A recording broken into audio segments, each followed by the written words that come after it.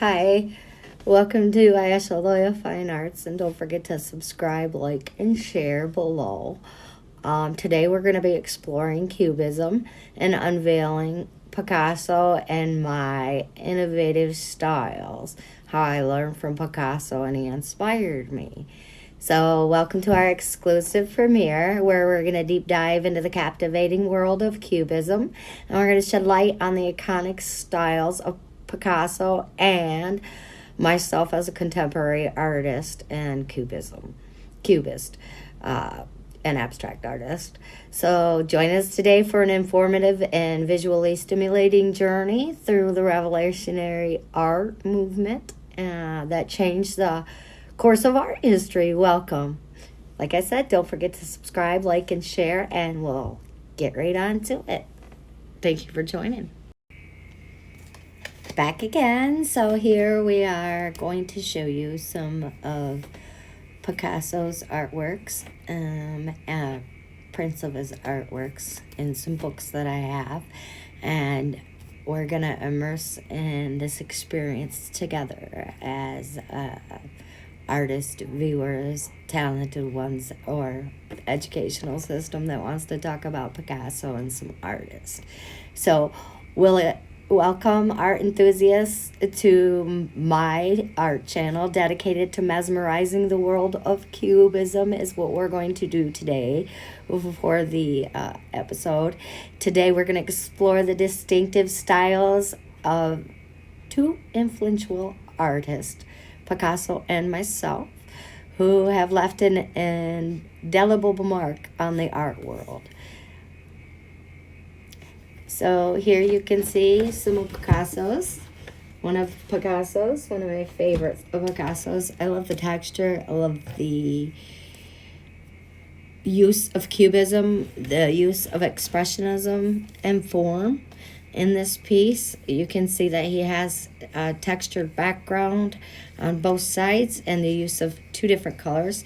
Both colors are split in the background, which I find very interesting and appealing. I find that it pulls the eye in and the viewers in more towards this point, which is the focal point. Really, I feel the focal point is the face, and the face is also split, which I find very interesting. It's split and to the side, which kind of, to me, gives me the thought that she maybe had split personalities, or she had different visions or different perspectives, or maybe, possibly, because I'll tell you something, which is a fact, and we're going to speak about it later in a different episode.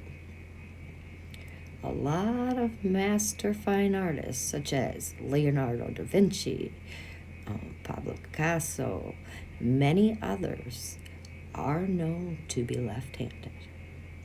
And some of the master fine artists, like myself, are also ambidextrous. So we create with both hands. Now, I happen to be an ambidextrous. It creates with both hands simultaneously. There are a lot of artists that do create with both hands. I'm just not sure simultaneously. If you happen to be one of them talented artists that can create with both hands, or you are ambidextrous, or you're left-handed, or you can create simultaneously with both hands, or perhaps play a music instrument with one hand and then play another with another hand, comment down below. I'm interested in finding out more, and just knowing your story, it would be very interesting to know. So I found this piece that I did, that I said I was going to show you. I put it back where it belongs. And I thought I'd just set it down. I looked everywhere but where it belongs. So here's the piece that I did out of oil pastels. Just a quick little piece. And I did it on green paper. Just a regular little shade of green paper. No, I did not put the texture like he did And of course his was oils. Mine is oil pastels, and his is oil paint. And I just left the texture of the green, or the green paper, the flat green coming through, and did not fill in the color all the way. So it kind of still gave it texture, but a different form of texture than Picasso's. But that's the only piece I've ever done. I've thought about doing, and it'll never sell. No prints will sell, nothing. This is Picasso's art belongs to Picasso. This is just for study for myself. So I think I'm going to just continue doing little ones like this, and then like frame them, because he's what inspires me the most, and hang them in my studio here somewhere in little frames up on the wall, so that I also can enjoy looking at them every day to keep inspired, because the book is on the shelf or laying down. So I think if I got some Picasso pieces in front of me, it might help. Just a thought. Because it's very difficult to keep inspiration at times, especially with what's going on in the world and everything. And, you know, forget the worries. Just put them in the art, you know. So I decided, let the world be in God's hands and the inevitable, and you just keep giving back to God by showing the talents that he gave you, the hands he borrowed you, or the mouth to sing, or whatever it is. You're not going to heal from the bad if you don't continue to display good. Just so you know. All right, on to Picasso. So we are going to look at one of these interesting pieces on here. Ah, what's that look like to you? Well, to me, that's an oil painting. And that looks like a woman, perhaps sitting in a chair and holding a fan. And the title reads, Woman with the Fan, Oil Canvas, 59 and 5/8 by 39 and 3/8 inches. So that's a rather large piece. And I'm sure he had layers and layers with the texture. And we're just going to read a little bit. Let me show you again, her. Really good. And then I'll read to you together, because this is a lot of education is going to come in this channel. A lot of history, a lot of art news, and a lot of education. Because I want this channel to be informative and interactive.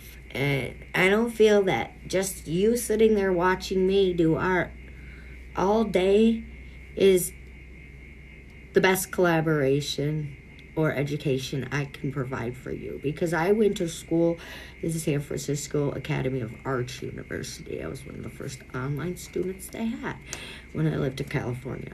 And that education can be shared.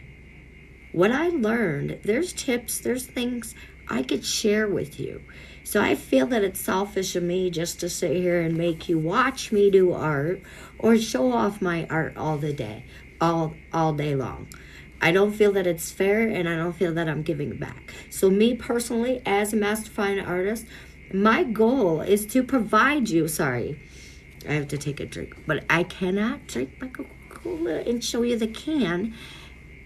I do have Coke, but I can't show you the name on it because copyrights. I know that it's Coca-Cola. You know that it's Coca-Cola, but we don't want to get in trouble. But that's what I like to drink. Till they pay me.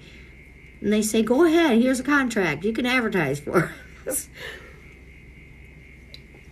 Anyways. Okay. Where were we? So we're going to read to you about the woman with the fan. And maybe we can discover together what Picasso was thinking. After completing the revolutionary work, Les Demoiselles d'Avignon, Picasso was for some time, and that was in French, it means a woman with a fan. Picasso was for some time busy solving the many problems it had raised. See, his was very controversial art because they didn't think it was a god. Those who think they know about art better than the artists themselves. Them art connoisseurs that don't paint themselves. Some may be good, but let me tell you what. The artist knows about art. 100%. Okay. In his search for new ways adequate to reflect the contemporary vision of the world, he was almost done. Almost alone, not done. Almost alone. He was never done. He was never done, no matter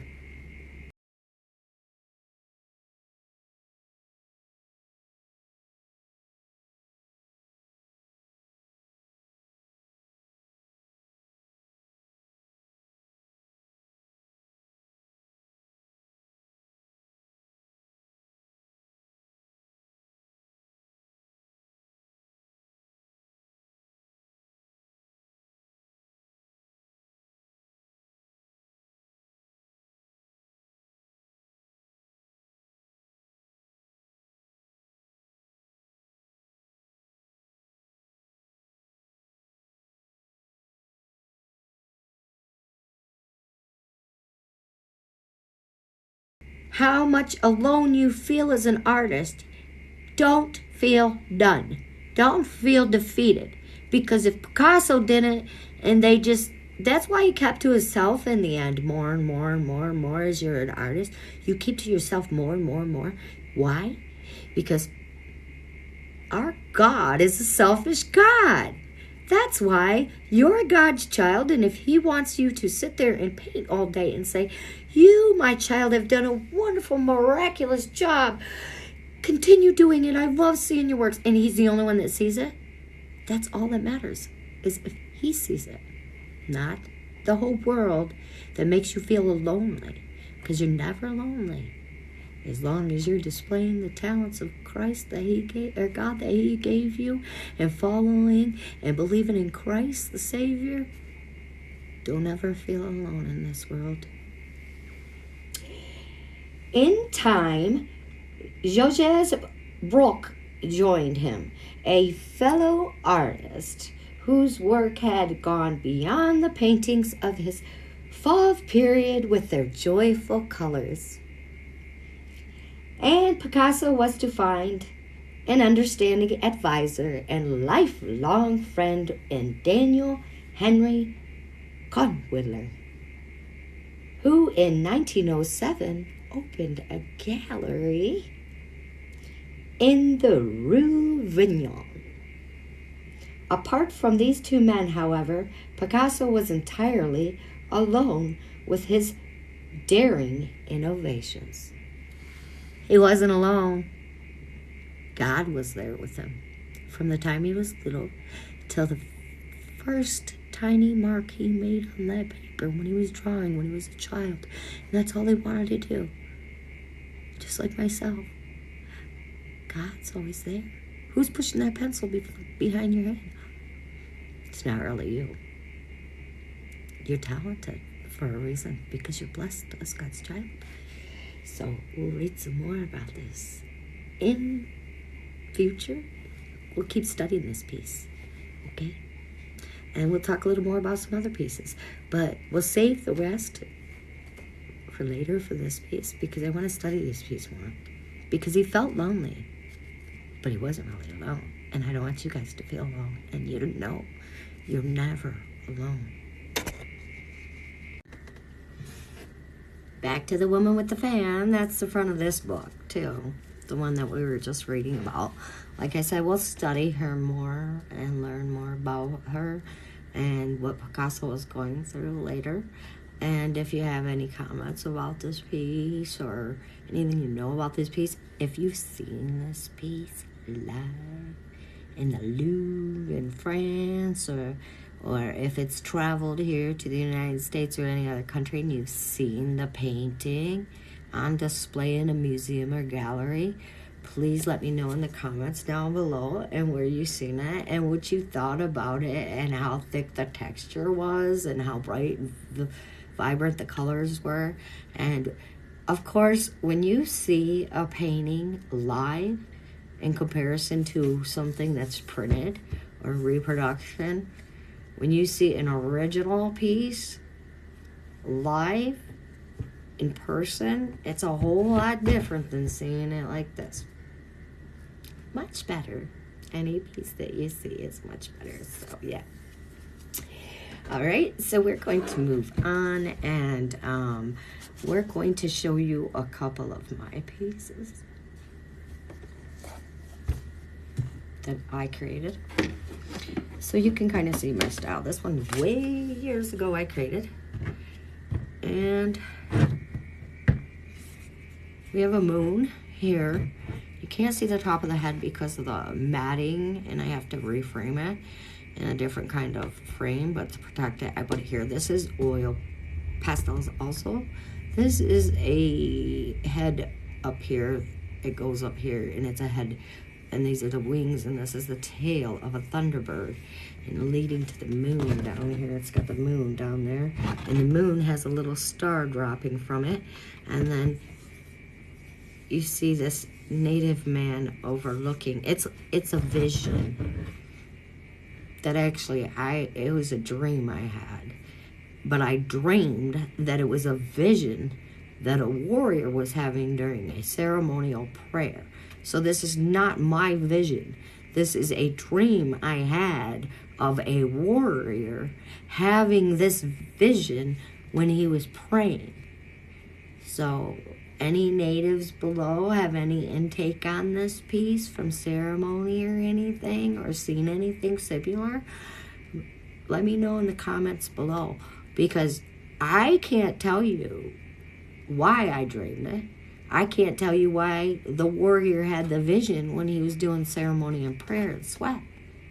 I only dreamed of that warrior seeing this while he was in sweat and prayer and ceremony. So I don't know the meaning exactly to it. I only know the meaning, this is why I hold this piece for so long. I think I created this one in 2018.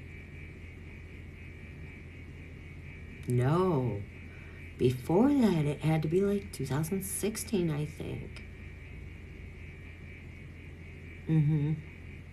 Like 8 years ago. A long time ago. Been holding on to it though. And then here's my piece from Ukraine War, an expressionism cubist piece I did. These are representing the petals of the sunflower, and this watercolor ink and charcoal I used on this one. And the eyes are blue colored, so that blue and white, so it represents the colors of the Ukraine flag.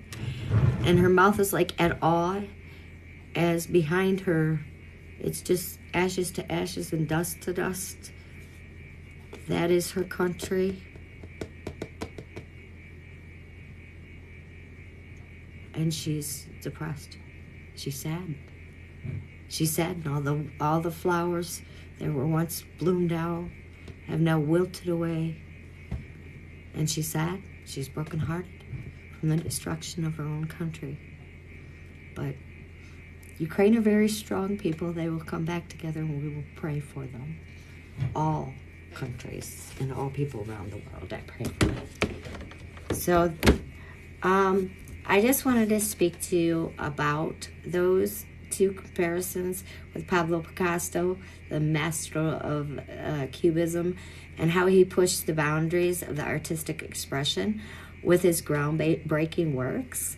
And from the analytical Cubism of his early career to the synthetic Cubism of his later period, Picasso's art evolved in such fascinating ways, extraordinary, challenging viewers to see the world in new and innovative ways.